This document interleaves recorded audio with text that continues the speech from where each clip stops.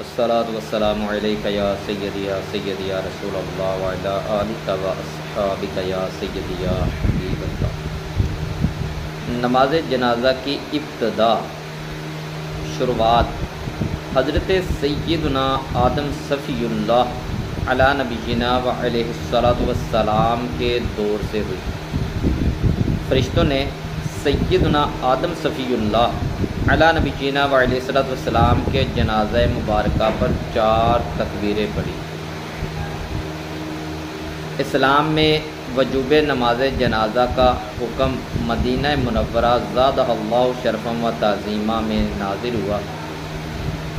हज़रत सय्यदना असअद बिन ज़ुरारा रज़ियल्लाहु ताला अन्हु का विसाल मुबारक हिजरत के बाद 9वें महीने के आखिर में हुआ और ये पहले सहाबी की मैयत थी जिस पर नबी अकरम अलैहिस्सलाम ने नमाज जनाजा पढ़ी।